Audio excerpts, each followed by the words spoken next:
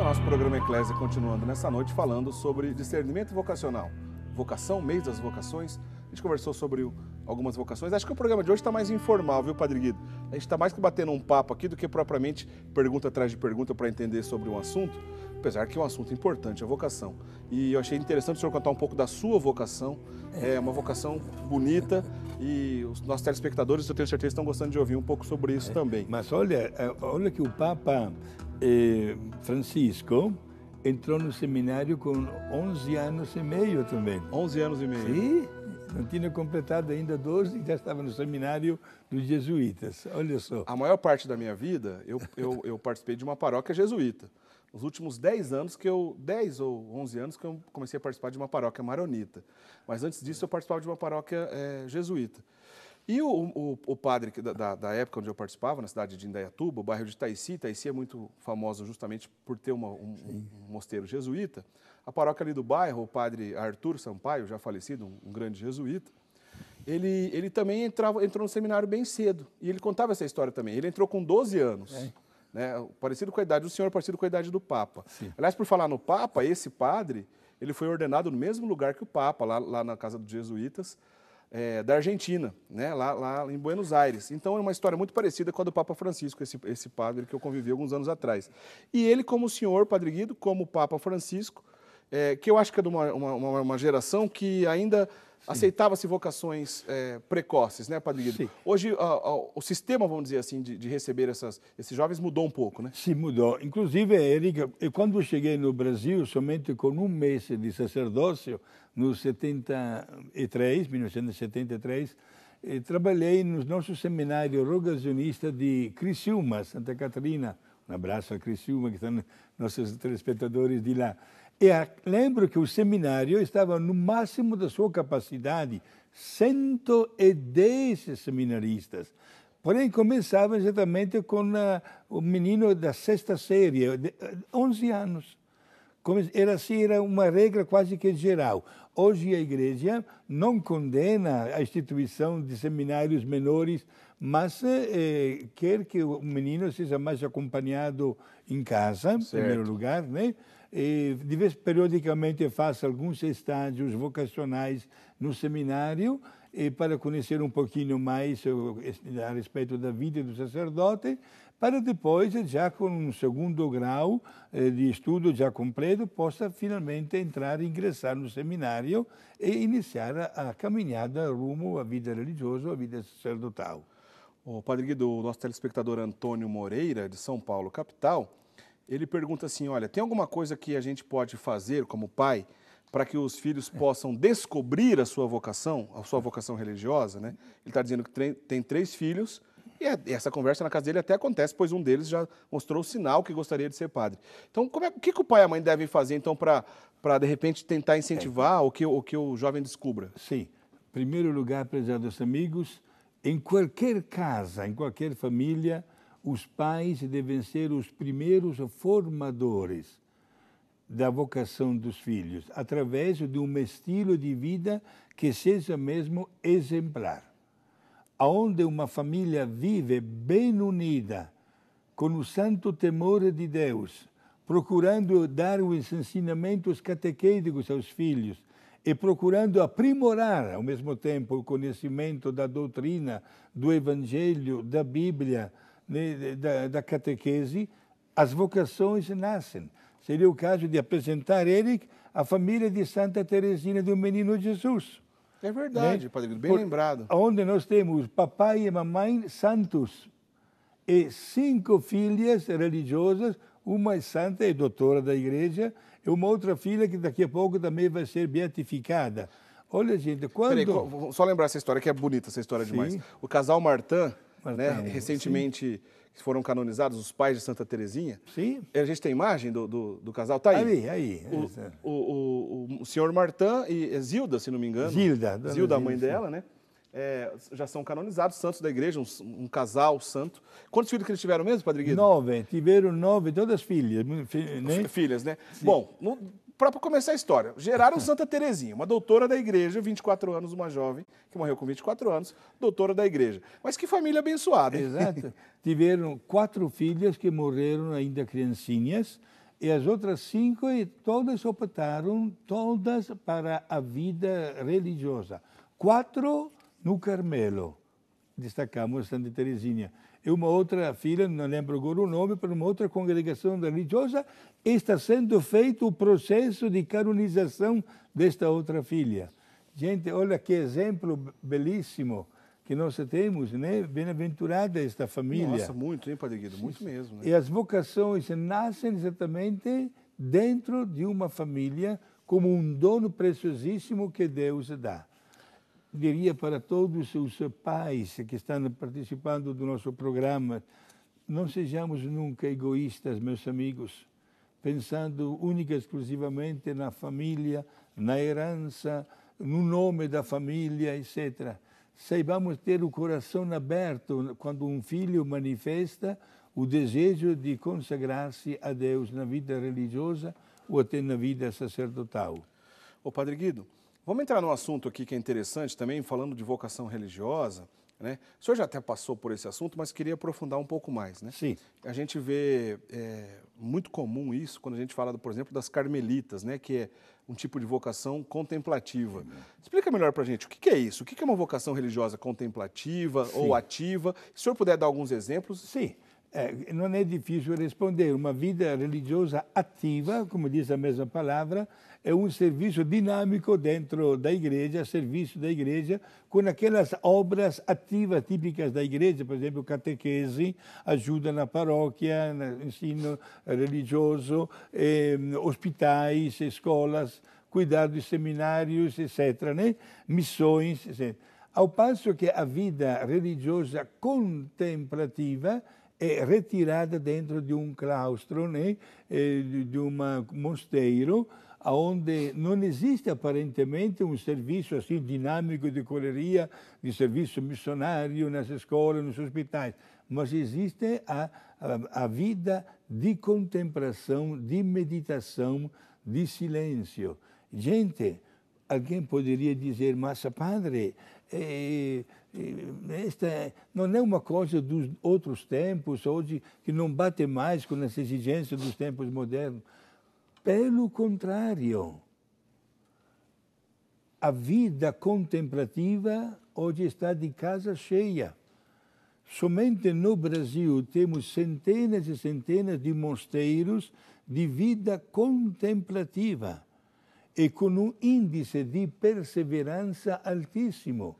E estão optando para este tipo de vida jovens e adultas, até com grandes títulos de estudo. Por que uma coisa desta? Porque quando uma pessoa sente a necessidade de dialogar com Deus e sente o desejo de oferecer a sua vida, a vida contemplativa é ao mesmo tempo uma vida altamente ativa. Olha, não é contradição de palavras. Se eu perguntava isso para tantas vezes, até quando estava na cidade de Passos, Minas Gerais, onde tem um Carmelo, um mosteiro de estrita clausura, perguntava para os fiéis dentro da igreja, há alguém de vocês que pelo menos uma vez recorreu às orações das irmãs do Carmelo? Gente, todo mundo levantava a mão, eu também, que fazia a pergunta. Eu também. Olha lá. Eu já até liguei. Como importante, já né? telefonei no Carmelo uma vez para pedir oração. Como importante acreditar no valor de uma vida consagrada totalmente para Deus. E anuncio já foi, né, que na próxima semana, nosso programa será exatamente sobre a vida contemplativa, né? Através daquele documento do Caminho da Perfeição, lançado, escrito e aprovado por Santa Teresa de Ávila, né? Santa Teresa d'Ávila é o assunto da semana que vem. Já falamos de Santa Edith Stein, que tem a ver com Santa Teresa d'Ávila, pois acabou se convertendo após ler uma obra de Santa Teresa d'Ávila. Tem tudo a ver com a vocação, tem a ver com a vocação contemplativa. O Carmelo é um desses exemplos de vocação contemplativa. A gente tem uma foto de algumas carmelitas. Ô, Lucas, põe aí pra gente, por favor. A gente tem... bom, tá aí. Uma foto através das grades da clausura. Algumas irmãs ali carmelitas. Para mais um instantinho nesta imagem. Por uma coincidência, amanhã, o dia de São Lourenço, mártir, e depois de manhã de Santa Clara, Certo. fundadora de uma ordem também de estrita clausura, As que do Clarissas, nome é dela verdade. chamam-se até hoje de Clarissas. Aliás, Padre Guido, é belíssimo ver essa imagem, né, da clausura. Um comentário sobre as Clarissas. Eu fui visitar, alguns anos atrás, uma casa das Clarissas, né? Fiquei ali na grade conversando com uma delas e perguntei bastante coisa sobre a vocação, tudo mais, foi uma experiência bonita. E aí como o senhor disse agora há pouco, olha, você de repente está pensando que esse tipo de vida não condiz mais com a nossa sociedade hoje. Pelo contrário, essas casas estão cheias, a grande maioria dessas casas estão cheias, né? Aí eu fiz essa pergunta justamente para a irmã Clarissa naquela oportunidade. Falei, olha, irmã, mas como é que anda a questão das vocações? Porque hoje em dia ainda tem uma procura muito alta pela essa vocação dessa congregação das Clarissas, viver a vida inteira dentro de uma clausura. Ela me contou o seguinte, que no caso daquele mosteiro já tinha desmembrado em outros 2. Tiveram que construir 3 casas e ainda tem uma fila de espera. Porque tem tanta gente querendo entrar para a casa delas, para a vocação religiosa, que elas têm que esperar, falar, não tem mais, já foi construído outros 2 mosteiros e não está dando conta. É comprovando o que o senhor estava falando. Exato. É bom também colocar de conhecimento dos nossos amigos telespectadores que o Código de Direito Canônico, falando exatamente da vida contemplativa, estabelece um número de 13 religiosas para completar o quadro do pessoal de um mosteiro, dando, porém, ao mesmo tempo a liberdade aos bispos das dioceses de aumentar este número ao máximo até 20. Certo. Eu lembro, quando eu estava lá em Passo, que teve um período que eram 28, 29 religiosas, e sentiram a necessidade de fundar outro mosteiro. Gente, é gratificante dizer uma coisa desta, mas, olha, vou dizer mais um pormenor. O saudoso, grande Papa e Santo João Paulo II, que reinou na igreja, digamos assim, por 26 anos e meio, e que deu a volta no mundo mais de uma vez para ficar cada vez mais perto do povo e do mundo inteiro, fez questão que dentro do Vaticano fosse fundada uma casa de estrita clausura de vida contemplativa. Claro. Por um período de 5 anos. A cada 5 anos, aquela casa é entregue a uma outra ordem religiosa também de vida contemplativa. Para que sempre mantenha esse tipo de vocação lá dentro do Vaticano. Inclusive, o Papa Emérito Bento XVI está morando numa destas casas, destas religiosas de vida contemplativa dentro do Vaticano. Bonito isso. Padre Guido, o senhor falou das carmelitas, tem um outro estilo de vida que eu acho belíssimo. Vale a pena um dia a gente dedicar um programa só a isso, Padre Guido? Sim. Põe pra gente aí, a gente tem uma imagem de alguns monges cartuchos, né? Sim. Tá aí. Eu acho, provavelmente no momento de oração comunitária, alguns monges cartuchos ali devem estar cantando a liturgia das horas, alguma coisa desse sentido. Padre Guido, o exemplo dos cartuchos também é belíssimo, porque se trata de uma vida contemplativa, eles falam muito pouco durante o dia, né? Tem muitos momentos, diversas ocasiões de profunda solidão, né? Mas ainda não são eremitas. A gente até tem um exemplo de um eremita depois para mostrar aqui. Mas São Bruno fundou a Ordem dos Cartuchos, é uma ordem antiquíssima, belíssima. Exato. Mas no caso eles não são enclausurados. Não. Então dá para dizer que a vida contemplativa não necessariamente está atrelada à clausura? Atenção, não são enclausurados, mas são 3 as grandes ordens de vida contemplativa masculina, né? Os cartuchos, os trapistas e os cistercenses também. E fazem uma vida de total silêncio, a não ser nos momentos, geralmente, quando se reúne para rezar ou cantar, aliás, melhor, todas as várias partes do ofício divino. Certo. É o único momento. Inclusive, digamos assim, que o pecado maior que pode acontecer nestes ambientes é a quebra do silêncio. E vivem até sozinhos, cada um tem na sua cela uma pequena horta, muita oração, se encontra 6, 7 vezes por dia, só única e exclusivamente para o canto de louvor a Deus. Certo. Uma vida que talvez é só criticada sem ser conhecida, mas que está dando para a igreja inúmeros santos. santo que você citou, de São Bruno. São Bruno, que é o fundador dos Exato. cartuchos. Eu estive no lugar onde ele fundou. É mesmo, E vive assim, fica na região sul da Itália, chamada Calabria. Certo. E tem um mosteiro enorme, né? E também naquele caso, né? Casa cheia. Não é bonito a gente pensar que alguma parte do mundo, alguma não, em várias partes do mundo, agora, nesse momento, porque isso acontece 24 horas por dia, tem alguém de vida contemplativa rezando pela igreja, rezando pelos batizados, rezando pelo Papa, pelos sacerdotes, diante de Jesus sacramentado, seja vocações masculinas, femininas. É muito interessante ver esse lado, vamos dizer assim, das vocações. Exato, por isso eu diria para todos os pais que estão nos vendo neste momento, gente, sejam generosos com Deus, que vos dá um filho ou uma filha, sobretudo quando este, fruto do vosso amor, apresenta sinais de uma doação de si mesmo para Deus. Bem-aventurada aquela família onde isso acontece. Fique tranquilo que Deus sabe recompensar de maneira extraordinária também esta doação que os senhores fazem dos vossos filhos para Deus. Nós falamos aqui muito de vida contemplativa. É claro que a vida ativa é mais fácil de entender. A gente tem até algum exemplo aqui, tem uma foto que a gente separou para vocês, de algumas irmãs cuidando de um doente, uma foto antiga. Sim. Isso é muito comum. Quantas irmãs que não trabalham na assistência aos doentes, como enfermeira mesmo, né? Coloca para a gente aí, por favor, Lucas. Exato. Tá aí, ó, o trabalho de algumas irmãs atendendo um doente, uma foto muito antiga, porque isso realmente acontece há muito tempo na igreja.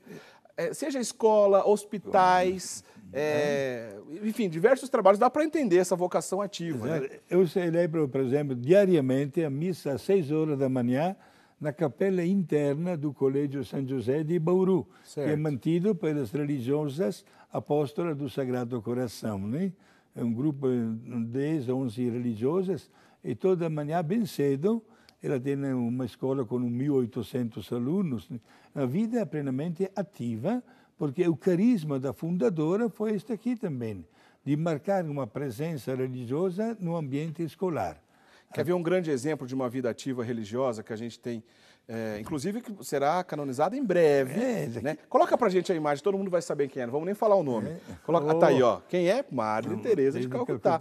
Um grande exemplo de vida ativa, né, Padre Guido? Fundou belíssimas obras lá na Índia para cuidar dos pobres. Ela mesma botava a mão na massa de maneira belíssima. Ajudou tanta gente a sair da extrema pobreza. Isso é um exemplo belíssimo de uma vida religiosa ativa. Ele escolheu de servir os mais pobres entre os pobres. Certo. E a presença destas irmãs é bastante normal vê-la operar assim no mundo inteiro.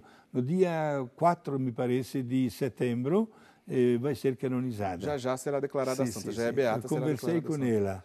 O senhor teve a oportunidade de conhecer Madre Teresa de Calcutá? Sim. Padre Guido, o senhor estava em todas, hein? Puxa vida. Porque lá em Roma, estas religiosas têm uma casa bem perto da nossa casa geral, onde você também ficamos hospedados. E, frequentemente, especialmente aos domingos, a comunidade inteira religiosa marca presença na nossa igreja. Um dia que Madre Teresa estava lá em Roma, visitando esta sua comunidade, chegou lá. E nós tivemos a alegria de conversar, gente, uma simplicidade, uma espontaneidade, fiquei encantado dialogando com ela. Imagina, todo mundo era 1,5 metro. Todo mundo relata isso, né? Que encontrou Madre Teresa de Calcutá, que ficou encantado, uma grande santa, né? Uma grande mulher de Deus. Dava de ver a santidade gravada no rosto desta religiosa. Nós falamos também aqui de outras vocações. Tem um beato da igreja chamado Charles de Foucault. Ele é francês, a gente até destacou uma imagem. O Lucas vai colocar para a gente daqui a pouquinho. Põe para a gente aí, tá aí, ó. Um beato da igreja Charles de Foucault. Ele buscou a vida contemplativa porque ele chegou a ser trapista. Ele é francês, chegou a ser trapista, só que depois ele deixou a ordem dos trapistas e foi viver como um eremita. Padre, explica para a gente que vocação é essa de eremita? Sim, exato. É mais antiga ainda das ordens. Né? Inclusive, já encontramos os primeiros eremitas até no Monte do Carmelo, na Terra Santa. Né? Gente, é uma vida de uma entrega total de si mesmo para Deus, longe da presença de outras pessoas. Certo. Uma vida de total oração, de silêncio, de contemplação da natureza, de muito sacrifício, uma renúncia total de tudo que está ao nosso redor para se dedicar única e exclusivamente para Deus. Não é uma vocação comum, né? Não é comum, é muito radical, né, Padre Guido? É muito radical e, inclusive, as pessoas que sentem o desejo de ter uma vida assim passam por vários estágios antes de fazer o passo definitivo. Ah, pois é, não tem como Sim, a pessoa sim. acabar de receber os votos, ou ser ordenado e já ir para a vida contemplativa, né? Não, absolutamente. E precisa também do consenso do superior ou do bispo, né? Do bispo, sim, sim. Porém, também aqui nós estamos diante de sinais extraordinários de uma vida bem gasta no seu dia a dia, nesta visão de contemplação divina. Muito bem, quero agradecer a Maurícia Fernandes Mateus de Diadema, Divina Pereira Silva de Patos de Minas, Maria de Lourdes Alfinete Sadoco de Jaborandi, São Paulo, Isabel Cristina Z. de Brusque, Santa Catarina, Geni dos Santos Bisotto de Jaguariúna, São Paulo, Tonico Aracaki de Marília, Estado de São Paulo, Maria Donotila Lima, de Itamonte, Minas Gerais, alguns dos nossos telespectadores que estão aqui mandando seu recadinho para a gente. No próximo bloco a gente vai fazer o sorteio. A gente vai falar também sobre algumas outras vocações do próximo bloco. Queria perguntar sobre duas figuras, para o senhor fazer pelo menos algum comentário. Sim. O bispo e o diácono. Daqui a pouquinho o senhor comenta para a gente. Vamos para o intervalo, a gente volta já já para o último bloco do programa Eclésia dessa noite. Não sai daí.